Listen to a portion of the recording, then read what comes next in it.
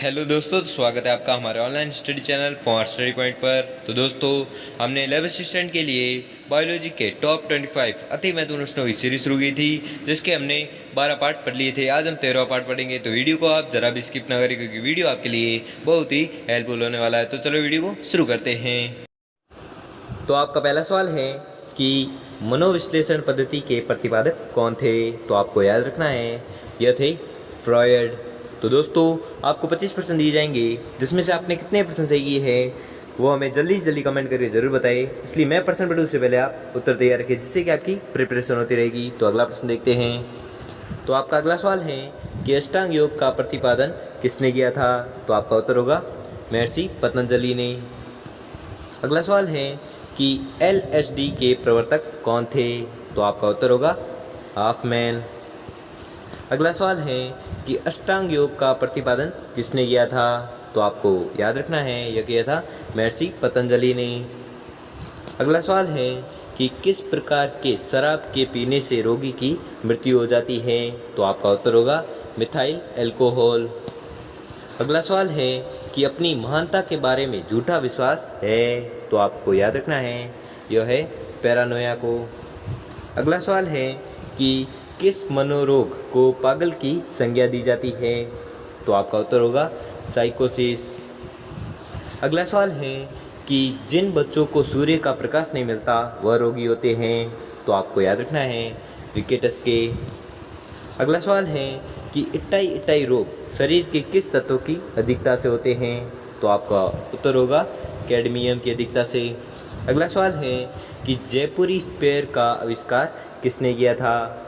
तो आपका उत्तर होगा डॉक्टर सेठी ने। अगला सवाल है कि निम्नलिखित में से कौन सा एक रोग जीवाणु द्वारा कारित होता है और मक्खियों द्वारा विष्ठा के माध्यम से फैलता है। तो आपका उत्तर होगा टाइफाइड। अगला सवाल है कि निम्नलिखित में से कौन सा रोग कीटवाहित रोग नहीं है। तो आपका उत्तर होगा बेरी। अगला सवाल है कि कैंसर संबंधित है। तो आपका उत्तर होगा ऊतकों की अनियंत्रित वृद्धि से।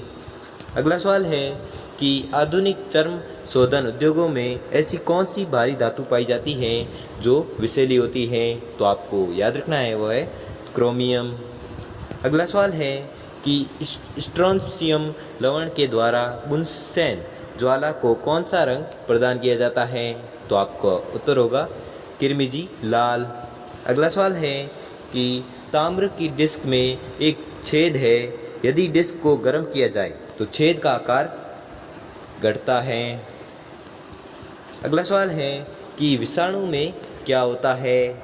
तो आपका उत्तर होगा न्यूक्लिक एसिड और प्रोटीन होता है। अगला सवाल है कि निम्नलिखित में से कौन सा रंग विषाणु के कारण होता है। तो आपका उत्तर होगा चेचक। अगला सवाल है कि एड्स का कारण है। तो आपका उत्तर होगा वायरस।